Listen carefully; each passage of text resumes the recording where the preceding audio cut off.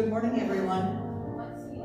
It's time to start. We've just been really casual this morning, so I want to welcome you all here formally and welcome our online guests to Genesis Center for Spiritual Living. If you would please stand and sing our opening song. Good morning, Genesis. Good morning. Good morning, Sheila. Great. Let's do a little clap for him. Wake up, wake up, it's cold.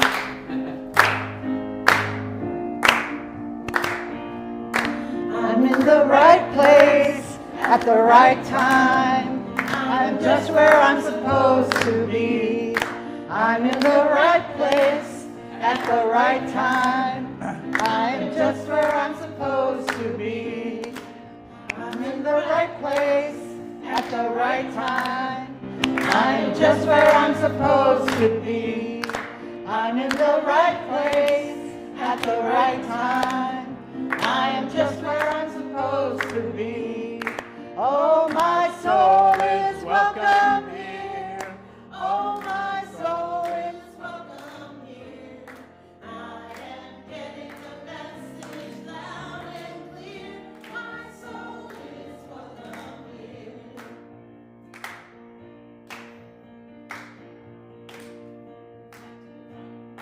I'm in the right place at the right time. I am just where I'm supposed to be. I'm in the right place at the right time. I am just where I'm supposed to be. Oh, my soul is welcome here. Oh, my soul is welcome here. I am getting the message loud and clear. My soul is welcome here. I am getting a message loud and clear. My soul is welcome here.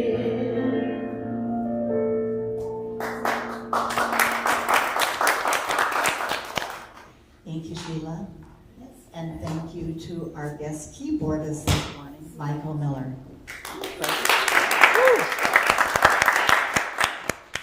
Michael was sharing with me that he has a band where he does Stevie Wonder. He specializes in Stevie Wonder music, so we'll have to have him give us the dates and times when it's playing. So it's wonderful to see you all here. Genesis is a community dedicated to love, inspiring harmony, and creating connections to empower spiritual growth. And we love that you are here to share in that with us. My name is Cynthia Zink, and I will be your hostess this morning. Our online host today is Eric Jacobs. If this is your first time watching online, please comment on how you found Genesis, leave your name, and Eric will share that with us in a little bit. So if you would now please read with me our mission statement. Our mission is building a vibrant community, cultivating a garden of spiritual growth, honoring vulnerability, creating a safe space of comfort and peace, where all are welcome and accepted. And our vision? Genesis is a bright beacon with an unshakable heart of love for accepting all. A home for the soul where we each creatively express our spiritual brilliance. So now for our announcements.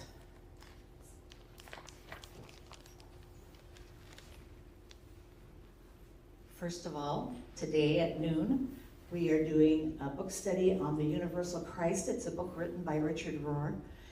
And what it is about is, talks about how we are all one. No matter who you are, where you are, what you are, we're all one. And we share that with the Creator, with God, with the divine, with the universe, whatever you call that higher power, that higher presence. That's from 12 to 1 today. On Wednesday evenings, Karen Williams and I do an intention circle where we get together. We have miracles happening all the time because we set our intentions, and then throughout the week we pray for each other's intentions, and we see that wonderful thing happening in everybody's lives. And last but not least today, just a reminder that the Science of Mind textbook in a year is being done by Karen Williams. She follows a guide that has been put out where you get through that thick book, a Science of Mind textbook, in 1 year. And one of the ministers in the Centers for Spiritual Living has pulled that all together. You don't read it through page by page. He pulls out little excerpts from it, and it's really fun. She posts it on her own Facebook page and on Genesis Family page. So if you want to join in that, you do it on your own time. So that's one of the things that we've all been enjoying this year. I'm going to say, is anyone here for the first time? If you would like to stand and introduce yourself, that would be delightful.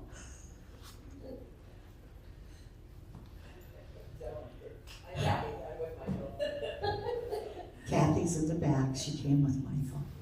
And she's shy. And I already told you who Michael was, and we're grateful that he's here with us this morning.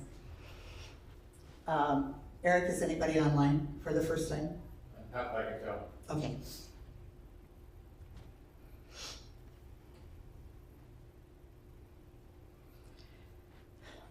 Sorry, lost track of where I was.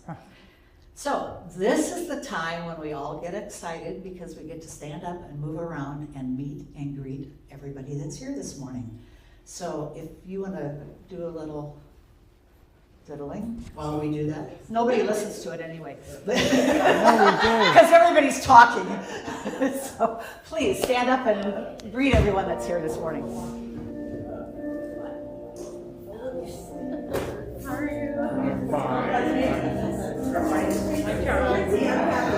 Good morning. How are you? Nice to meet you. How are you?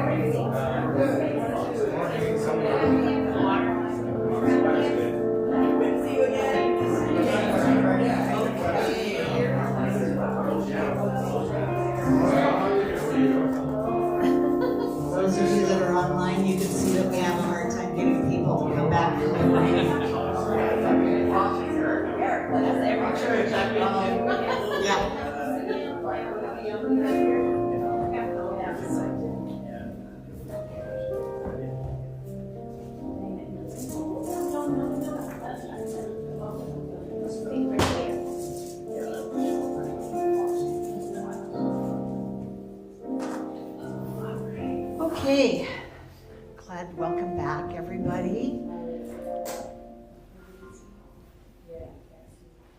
I would like to take a couple minutes to thank all of our volunteers today. Christy was at the welcome table, welcoming all of our people this morning. Mike and Eric are responsible this morning for our video for Facebook and YouTube. Soren is helping us with sound as usual, as most of these are as usual. Did I miss somebody? No, I don't think so.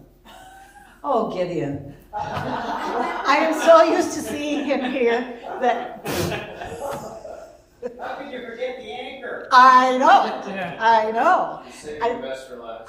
That's it.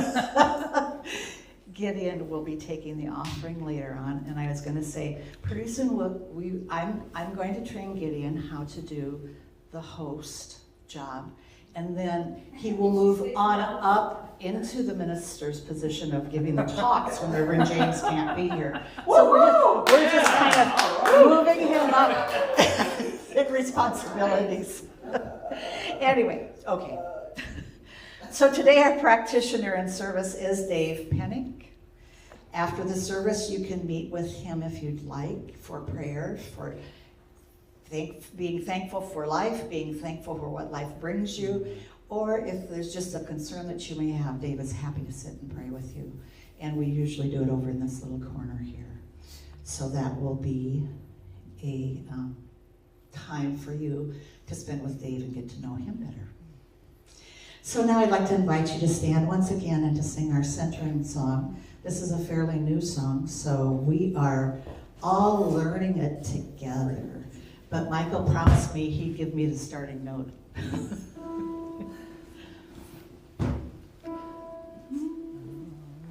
I breathe and turn within. I breathe and turn within. I open up my heart and feel God's presence. I breathe and turn within. I breathe and turn within. I open up my heart and feel God's love. I bring and turn within. I pray and turn within. I open up my heart and feel God's presence. I pray and turn within. I pray and turn within. I open up my heart and feel God's love. One more time. I sing and turn within. I sing and turn within. I open up my heart and feel God's presence. I sing and turn within. I sing and turn within. I open up my heart and feel God's love. I open up my heart and feel God's love.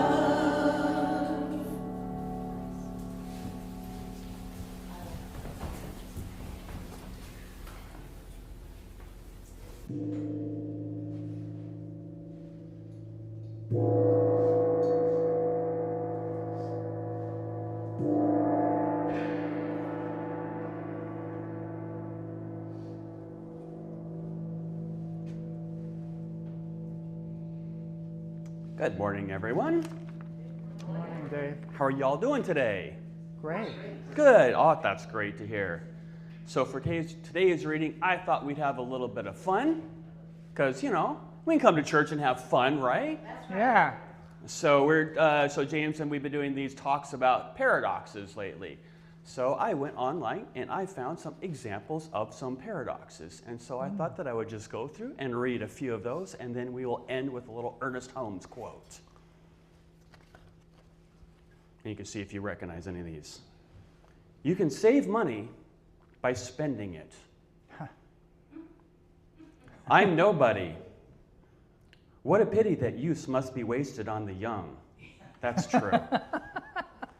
Wise fool. I always thought that was a compliment. I don't know, people always call me that. I think that means sophomore. Bittersweet. I can resist anything but temptation. I think that in like ice cream or cake. I am a compulsive liar. Am I lying when I say that? A rich man is no richer than a poor man. Nobody goes to that restaurant because it is too crowded. You shouldn't go into the water until you know how to swim. Okay? If you didn't get this message, call me. The person who wrote something so stupid can't write at all. Men work together. Yeah, I just pulled these up. That's right. Men work together whether they work together or apart. Now that one's true. Be cruel to be kind. Nope, we're not going to do that. We don't be cruel to be kind. The beginning of the end. There's only 2 more left. That is the beginning of the end. That's right. You don't have to suffer through this anymore. Deep down, you're really shallow. I really hope not. And drowning in the fountain of eternal life. Which is kind of true and sad because of what I think what happened to Matthew Perry yesterday. One of my favorite Friends characters. And so from Ernest Holmes. Love is within us. It cannot be destroyed. It can be ignored. To the extent that we abandon love, we will feel it as it has abandoned us.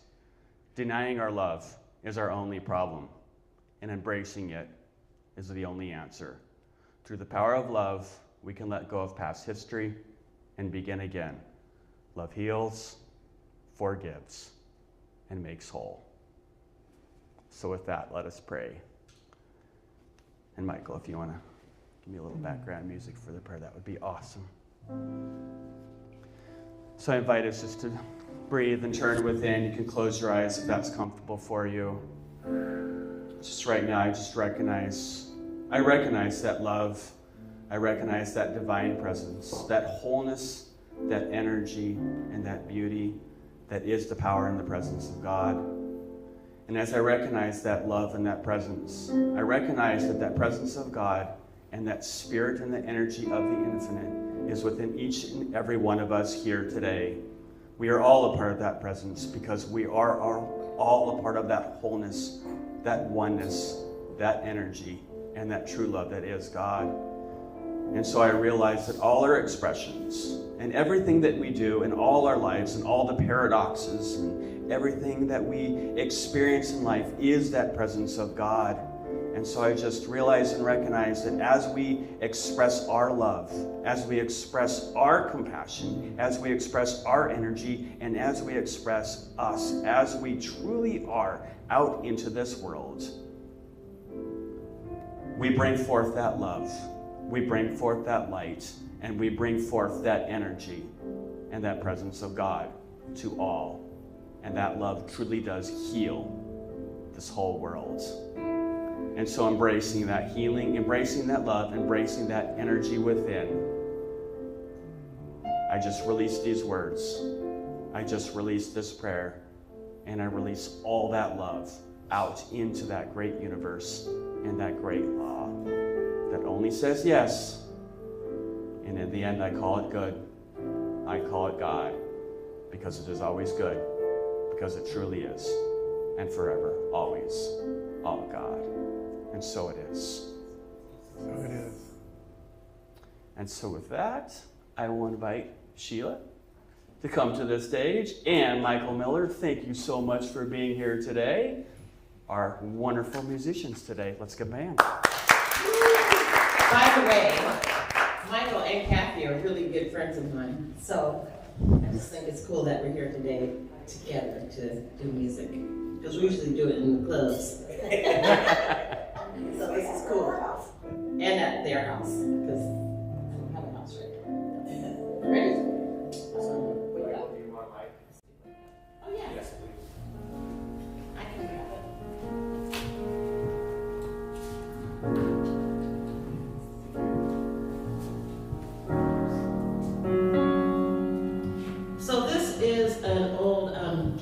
remember Harold Melvin and the Blue Notes? Some of you guys might remember this. Early 70s, right? Or was it late 60s? The song came out. Do you remember? It still applies, though. It's called Wake Up, Everybody.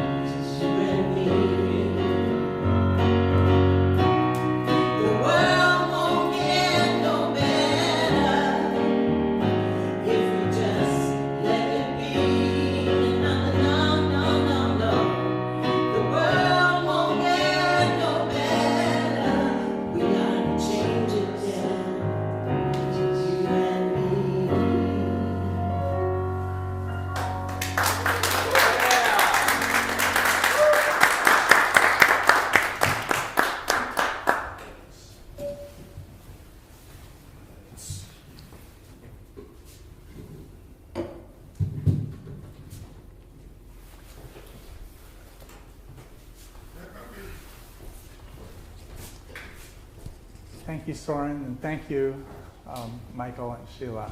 That was wonderful. I'm here to talk one last time about paradox. It may not be the last time forever, but it's the end of our month of paradox. And I have some stories. I have a story that I wasn't aware of, a paradox when I lived in London, a way that some unexpected people took a third way between the positionalities people take. So to back up a bit, and introduce paradox, we live in a world of increasing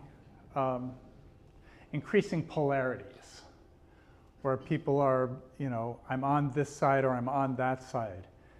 And we talked about what you do with the increasing polarities. Do you try to come up with a third way that encompasses both sides of the polarities? Do you navigate your way in between them? And we actually have a tool. It's a sheet of paper called the Polarity Navigator that describes how you can do that in your life and in the situations you find yourself in? Do you come up with a third way, an other way that that enables you to somehow encompass the polarities? And so I'm going to talk about the, I'm going to jump into my guys because I'm so excited about them. And then I'll also talk a little bit, Jason and the Argonauts is a myth we have that we're following that's somewhere between 3,000 and 5,000 years old, depending on who you talk to. I think elements of it are 5,000 years old, and it kept getting updated.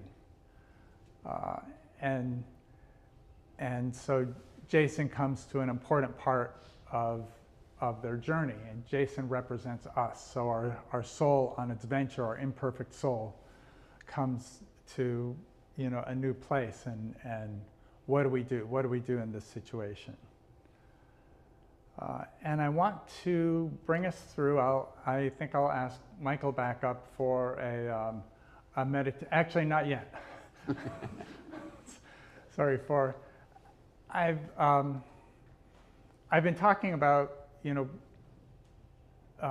Science of Mind is great at doing head-based meditations, and we're very powerful at getting our entire intellect and all of our brain parts behind the prayer. And I've been talking about heart-based meditation. That heart is our organ of spiritual vision, and really, as we go through life, we prefer to let heart do the navigating and call in head when we need some serious problem solving. But I also want to talk now about the gut. And a lot of people refer to it as the spiritual womb because it's the birth of creativity. People have gut feelings. And how many of you have studied Enneagram? There are a little bit. Oh, this is an opportunity for a course maybe later. There are head people who are predominantly based in the head, heart people who sort of get motivated from their hearts, and gut people. And gut people, it's sort of intuition, it's you know what to do. And we can all learn to operate from all three centers. And so I'll bring that in the meditation, just sort of encompassing our three centers, head, heart, and gut.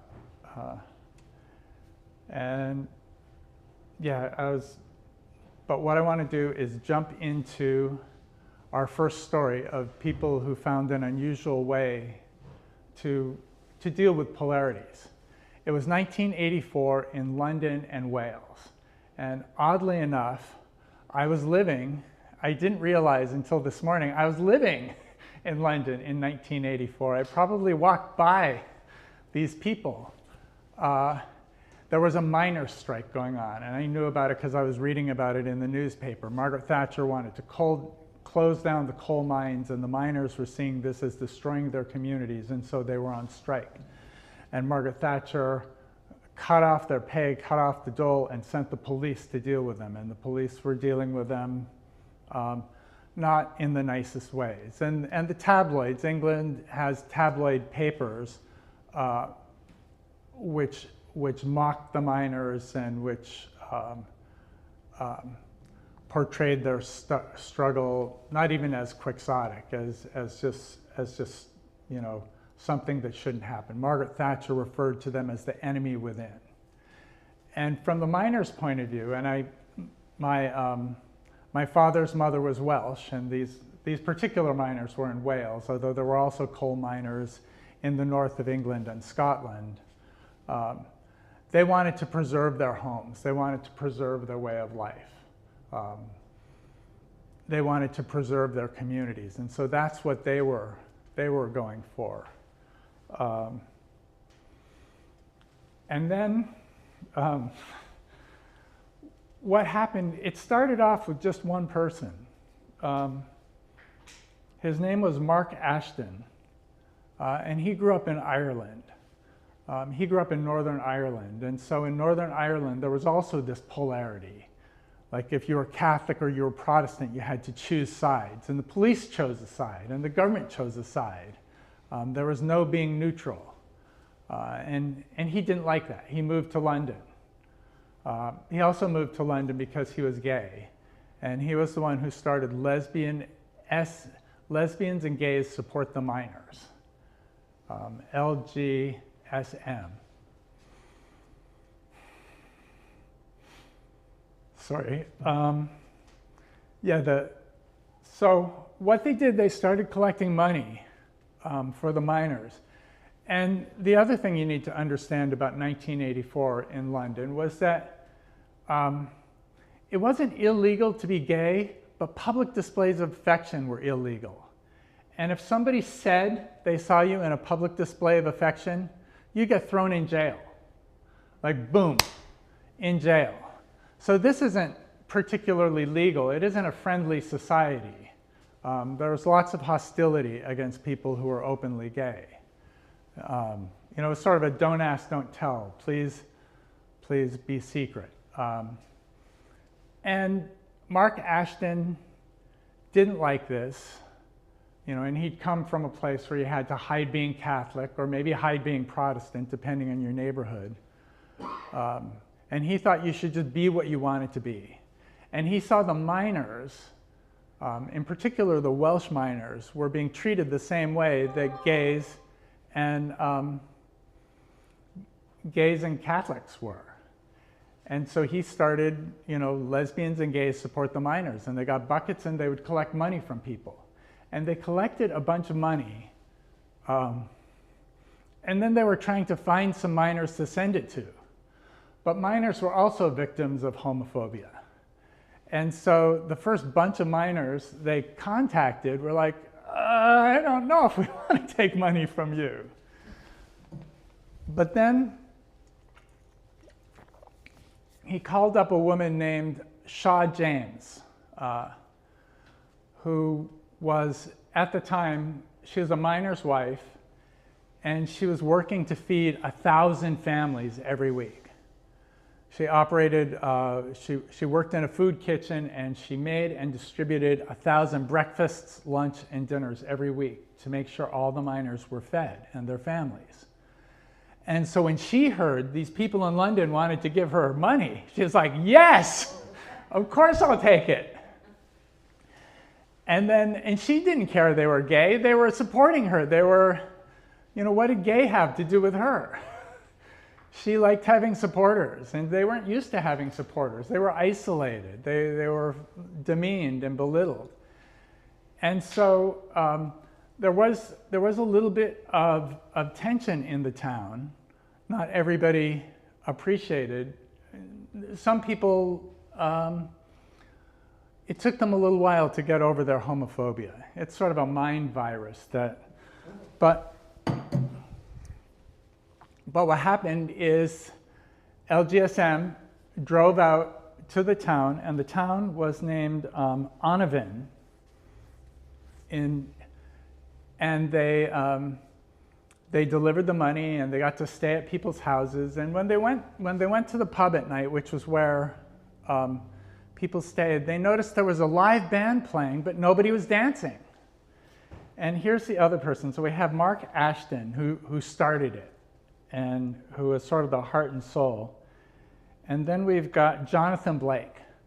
Jonathan Blake was an actor and a dancer. Interestingly, he was the second person in England to get HIV. He was patient number 2. And just so you know, he's still alive and happy now. He's 74 years old. He was lucky, whatever he did. Well, I think we know what he did, and you'll find out. He lived life with passion. He lived life with a heart full of love. When he saw that they weren't dancing to this wonderful music, he just started dancing. And he danced on the floor, and he danced on tables, and he danced with everybody's wives. And then some of the miners saying, I'd like to learn to dance too. And then he taught dance lessons. They made a 30-minute documentary about him teaching dance lessons to Welsh miners in Onavin in 1984. So this is a whole story about how they worked together. when they went back to London, the lesbians and gays, they found the newspapers got wind of it, and the newspapers sort of leveraged the homophobia and said, perverts support pits. And this was where everybody was like, oh, we have to give up. But Mark Ashton, who the Welsh referred to as, the Welsh Joan of Arc, sort of motivated them, and he came up with a fundraiser, Pits and Perverts.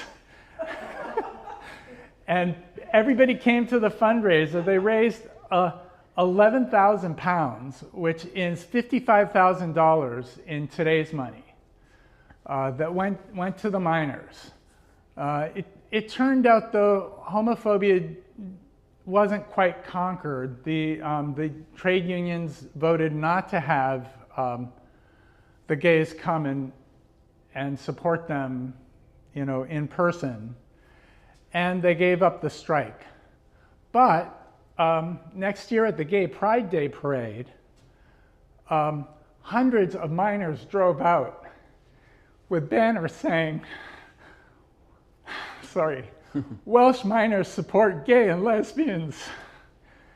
And they made it part of their platform that the miners and the Labour Party would always support gays and lesbians. This was 1984. It wasn't until 1994 that AIDS became more of a chronic condition than, a death sentence.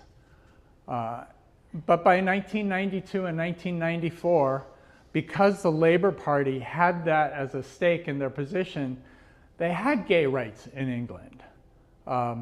They didn't have gay marriage until we did in 2015, but they had, it's completely legal. There was no more of this no public displays of affection, and all because people decided to support each other. People who had no reason to support each other said, I want to support you. I want to support you. They humanized each other. There was every reason. All the forces were for dehumanizing people, and they didn't. They got to see everybody as human.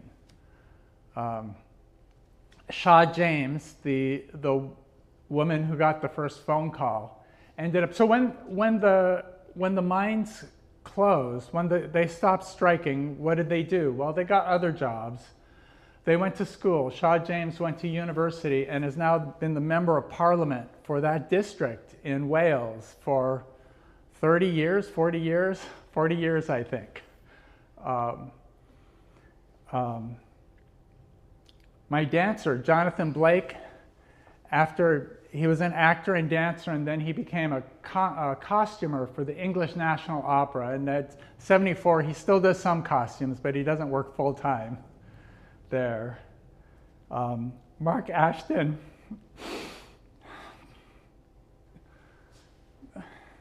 he made it to 1987. So he got to see the miners come in the strike.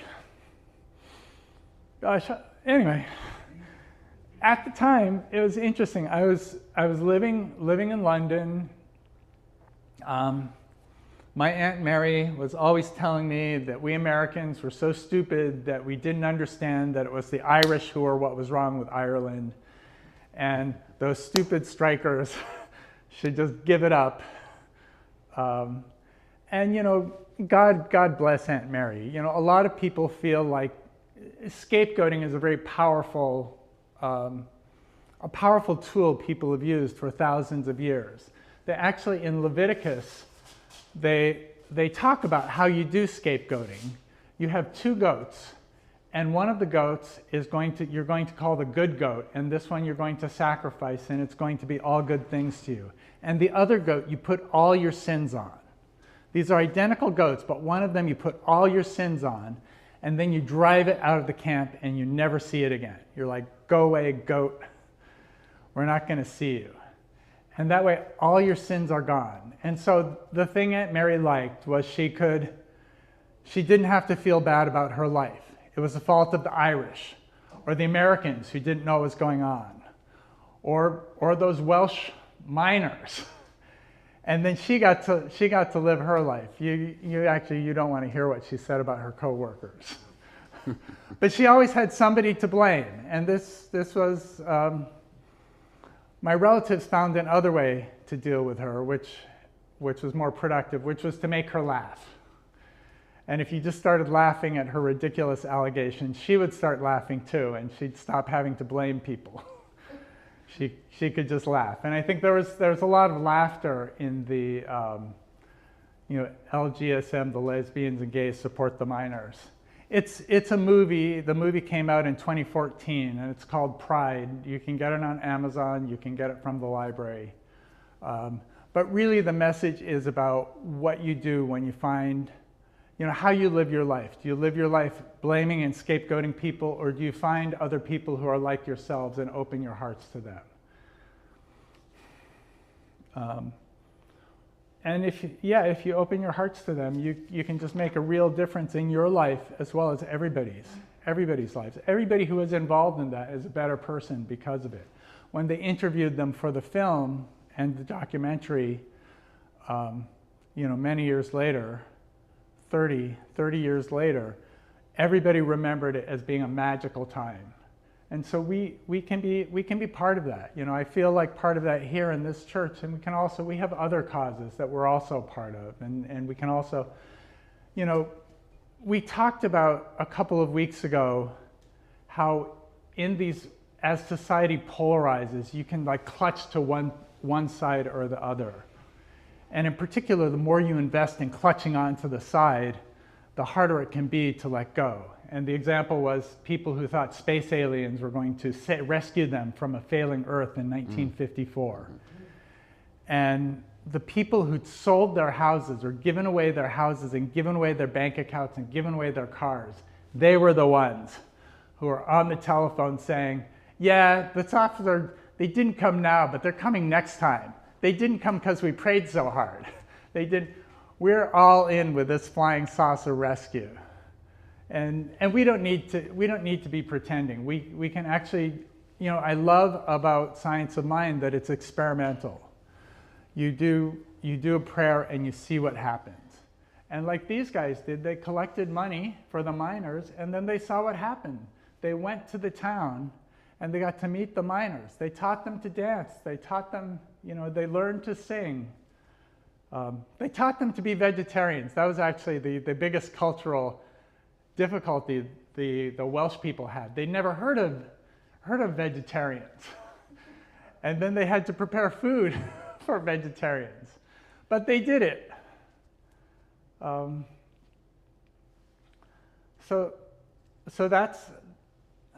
that's that way of manifesting problems. Jason and the Argonauts, I want to jump to, because last week, Jason had rescued 4 princes of Colchis. Jason represents our true self, our noble self, marching through the world, and he wants to get the throne from his uncle Peleus, and his uncle Peleus represents our fixed self. Peleus wants to be king, and he is sending off Jason to his death. He said, get the golden fleece from Colchis, and nobody could do that and still live. But Jason is up for it, and he got all the best heroes, which I think is all our characteristics and all our friends and everybody we can get to ally with us for this mission, to fulfill our destiny. And we're all fulfilling our destiny. And they made it through different kinds of challenges, through connections with the gods, through a lot of love. It's funny because he's got 50 of the best warriors of ancient Greece, and they're not doing a lot of fighting. They're doing a whole lot of loving. And when they end up at the end of the world, Jason and the 4 princes get off, and he decides to go by himself and leave the Argonauts in the boat because he's worried they'll scare people or that there will be some fighting. And in fact, the Argonauts are anxious to fight because they're the best fighting men in Greece. Who are they going to fight? And And I think this is often true with us. When we go to solve a problem in one way, solve it with heart, there's like, we've got some adrenaline going. We want to solve it a different way, but maybe let's leave that in the boat for now. You're just in the boat in the harbor while we go and talk to people. So Jason and the princes went to King Aitz, who was the king of Colchis, and he did not want to give up the golden fleece. He really liked having that golden fleece. He thought it brought him good luck and all good things. And what happened was Medea, Hera, the mother of heaven, loved and supported Jason, just as, divine mind loves and supports us always. And Hera had Medea, who was the daughter of King Aitz and a priestess of the goddess Hecate. She fell in love with Jason. Now, Hecate is the goddess, and she's the goddess of the moon and the goddess of darkness. So I thought she was a good one for Halloween time, because she's all about going out at night. She's all about magic. She's all about creatures that live at night, ghosts, probably bats, so this kind of thing.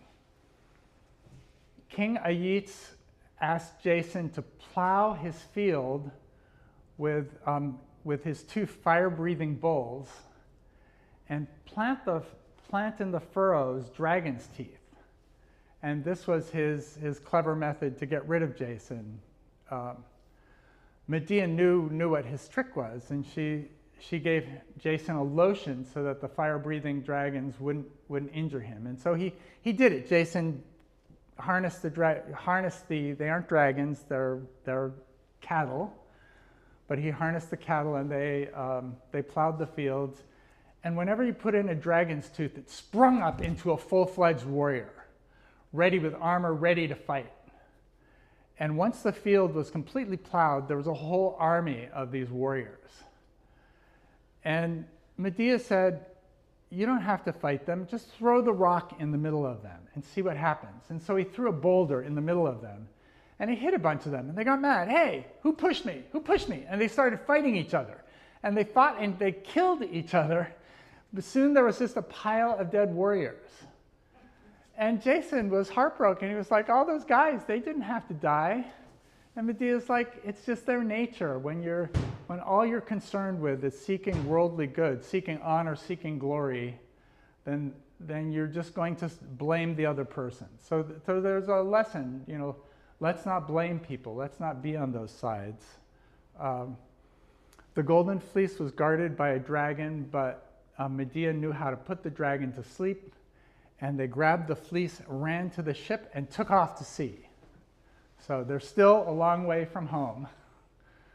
But I just want to notice that in this story, Jason is getting there with prayers and with love, by having an open heart, having the courage and the willingness to move into his next adventure. And move into his adventure with an open heart and collect allies. He's always collecting allies. He's making friends wherever he goes. And so this is a valuable thing. So what I'd like to do now, actually, Michael, if you can do some meditative piano, I want to do the 3 spaces meditation with us. So let's start, as we often do, with our hearts. And it helps, you don't have to, but it sometimes helps to put your hand over your heart. Oh, and I should say, as I move you from the different centers, if you feel like you want to just stay with one center and ignore me, feel free. That's probably the center that wants your attention. And you can jump around, but I'm going to go, I have a particular order selected because I think it's going to work best for us. So we want to bring a feeling of gratitude, of love in our hearts. So think of someone you're grateful for. Could be a beloved pet, a family member, really anyone or anything that brings that feeling of gratitude. And notice that when that feeling comes into your heart, it automatically opens and expands. It expands, it fills the heart, it expands beyond the heart, and fills our whole body. And now it moves from our bodies out into the we space. The we space we are creating between us. And we can feel the connection of our hearts of that love with everybody in this room, everybody who is watching and listening to this now or at any time.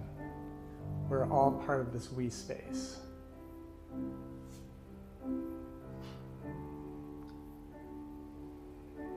And let's just allow ourselves to sink into, to relax, to lean into that love, that gratitude, that ease.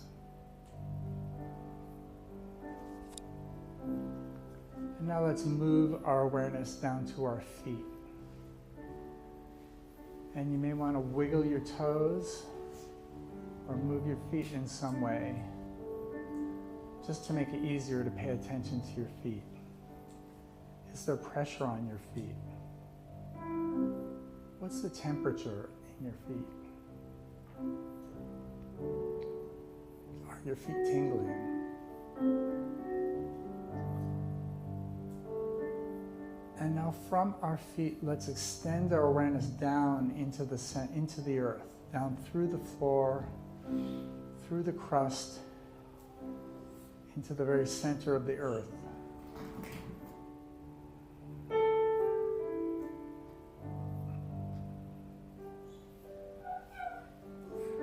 And now let's see those connections go in through the whole cosmos itself. And now let's breathe the energy of incarnated love up through our feet into our bodies.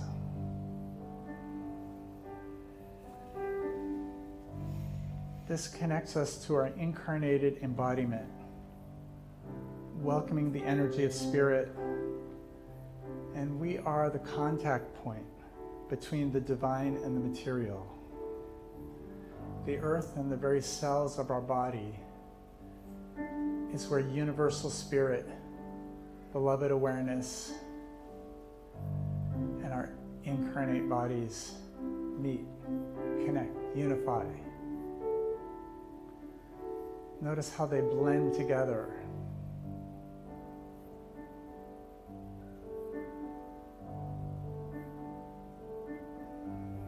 Can you spot the difference between the divine energy, between pure awareness and ourselves?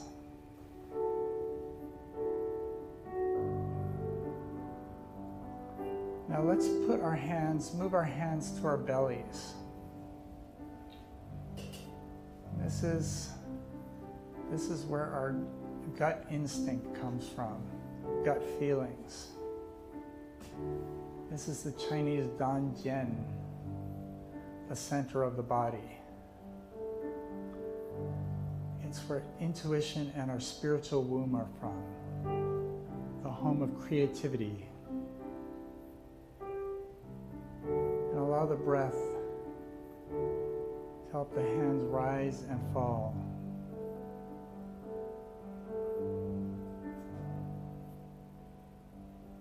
And now feel the roots of infinite awareness travel up to your belly, to your spiritual womb, manifesting from eternity and infinity as your divine sacred essence right now. Here in the womb space, we're held in that flow. Ultimate creativity of pure presence, moment by no moment. Sink now into the ground of being, the well space of your divine identity. Be held in this vital space and just be.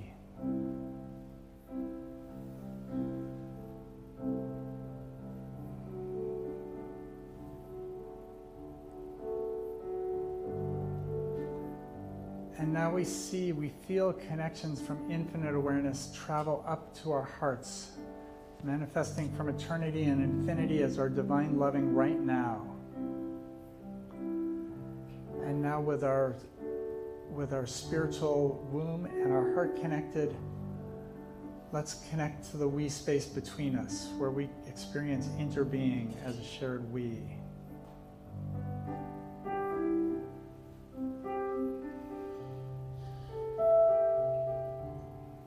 We have a shared participation of embodiment, and through our inherent interconnectedness as divine presence, we are connected as infinite awareness. We are connected to one another and connected to God. At an alive cellular level, as an organism, we feel into our interbeing with one another. Allow yourself to be held as a jewel in the sacred kaleidoscope of our divine we.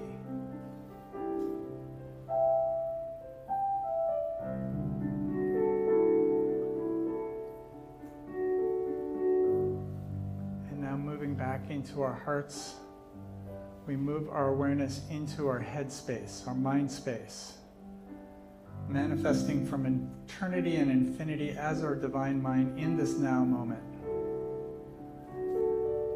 And we find our head space is unusually quiet. It's a vibrant, we can rest in this vibrant stillness in our head space. Or if we want, we can open a door in our crown, and we can send our awareness out into infinity, out into eternity, out into spaciousness, spacious awareness.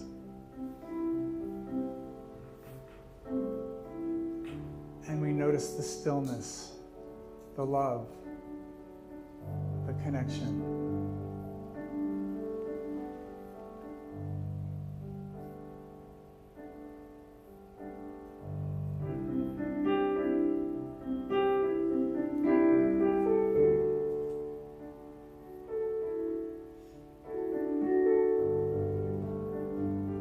Now we experience infinite awareness concretely as we move our awareness back into our bodies, back into ourselves, back from our roots and from our heads into our physical bodies. Our feet and legs are energetically grounded to the earth. Our spiritual womb is overflowing with creativity and intuition. Our heart is transmitting in radiant connection, and our mind is settled with still clarity.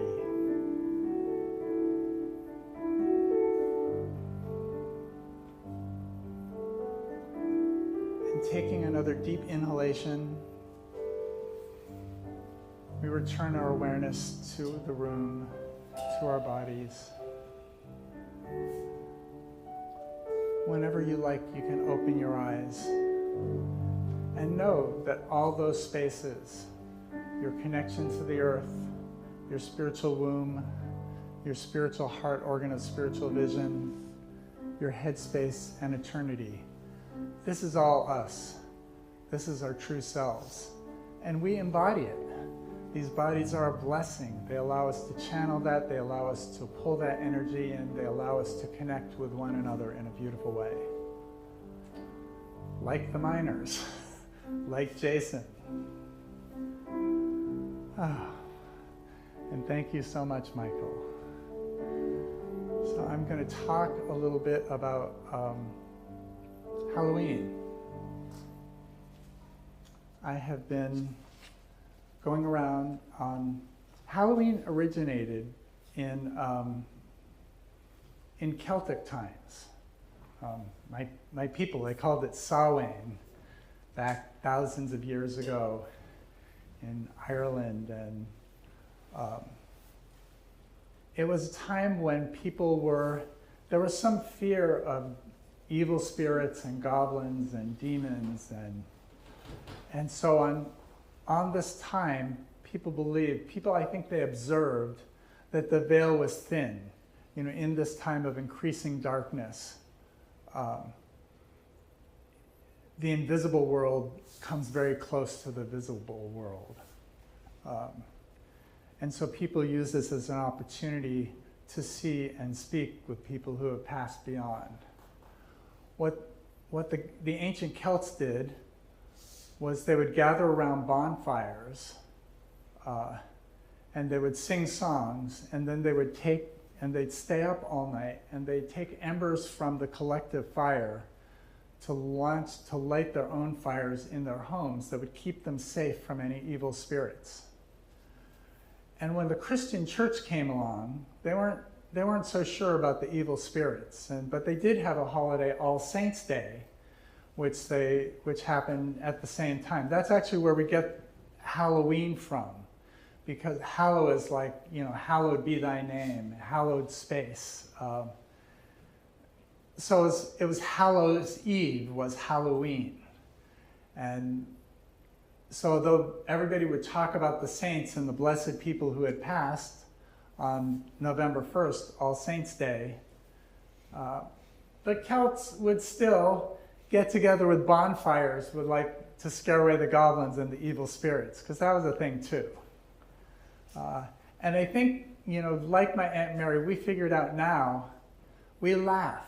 I bring my 1, 3, and 5-year-old grandchildren around to haunted yards all around my neighborhood. And they laugh. They laugh at the ghosts. They laugh at the skeletons. They're a little afraid of the spiders, but they try. This morning, there was a spider that was bigger than my 5-year-old son. And grandson, he really did not want that spider touching him. He said, not that spider, okay. Not that spider. But by laughter and by bringing these fears into our consciousness, we have control over them. They no longer rule us. They can't scare us. They can't knock us out of our right mind into our fear mind. And so I think, for me, that's what Halloween's about. It's also about playfulness, about fun, about joy. Laughter just brings up all the positive feelings, the positive emotions. And so this is how I think, to me, this is the most science of mindy way to celebrate Halloween, is by laughing and noticing, what this is. It's giving us all power over, and how these things aren't so fearful anymore. Next week, I want to do more with the Day of the Dead and All Saints' Day. And so what I'm going to do, and there will be an email about it and Facebook postings, is think of somebody in your life, somebody who has been in your life who's made an influence on you, who's made a difference, who you carry in your heart.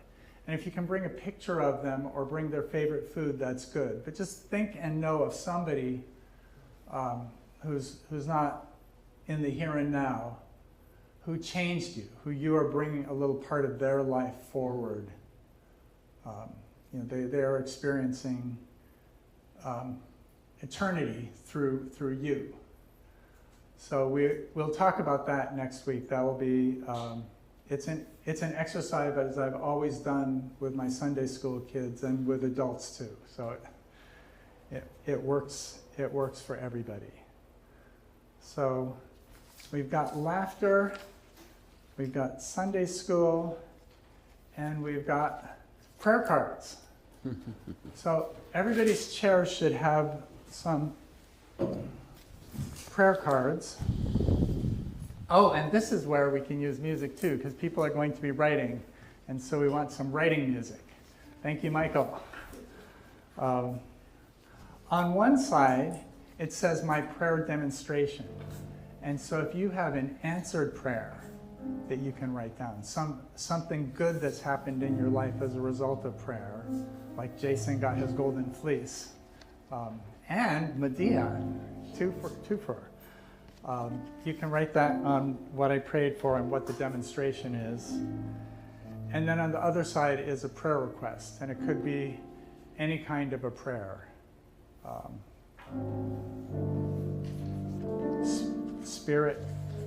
Spirit loves to abundantly demonstrate our good.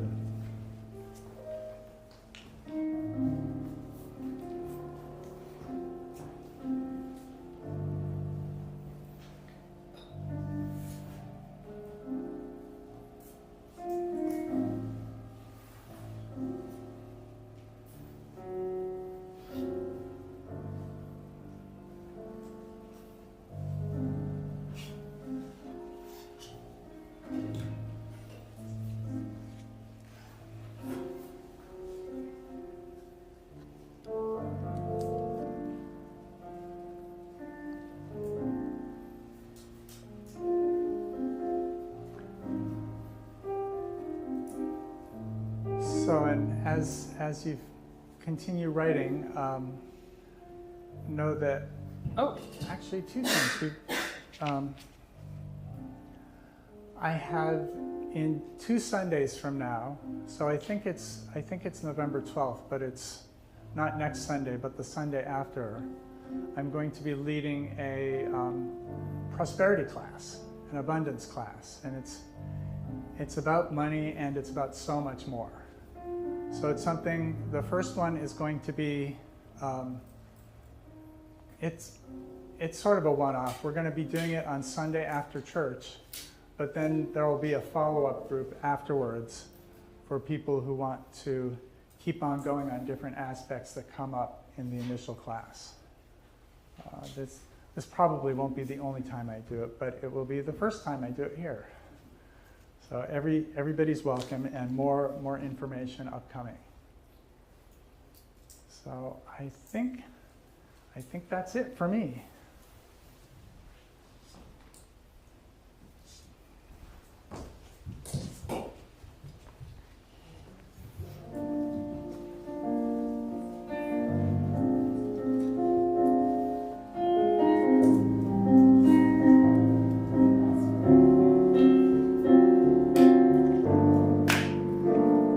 How's everybody doing? Good. Woo! Yeah.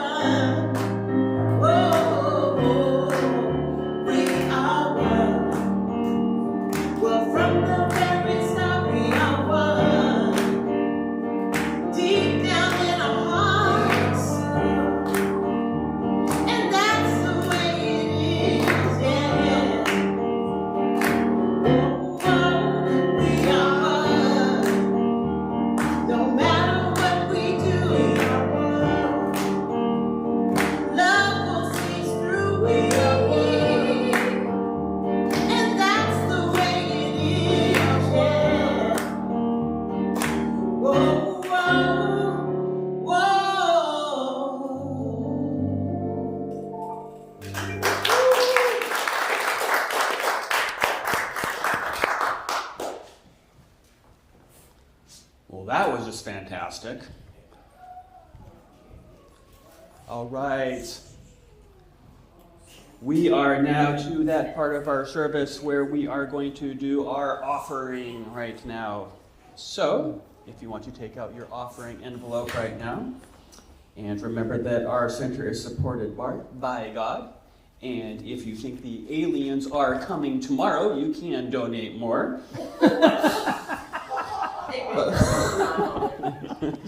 But we'll be here next week, just to let you know. Well, we welcome you to be a part of How God Shows Up. If you're on Facebook, you can visit our website at genesiscsl.org, or you can text your tithe to 206-800-7595. Let us take a moment and craft our financial abundance.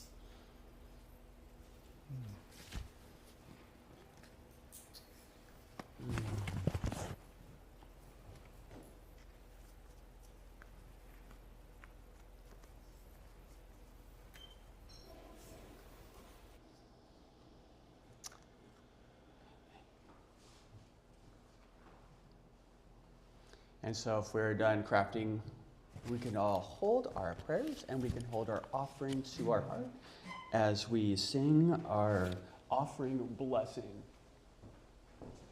Divine love, through me, blesses and multiplies all that I am, all that I have, all that I give, all that I receive, and I am thankful.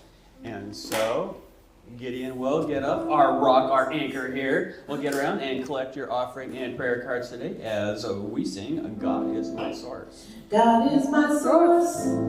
God is my power. God gives me everything I need. So I give thanks for all my blessings. God gives me everything I need. God is my source. God is my power. God gives me everything I need. So I give thanks for all my blessings.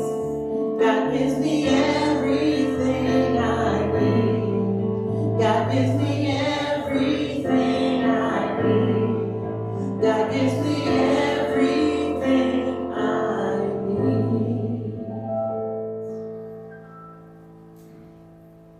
So with open hearts we receive these gifts, knowing the fruits that come forth do powerful works, and we bless the givers, knowing that as we give, we receive tenfold. In deep gratitude, we give thanks, and so it is. And so thank you for joining us today. I invite you for food and fellowship afterwards. Let's stand and sing Sheila, our release.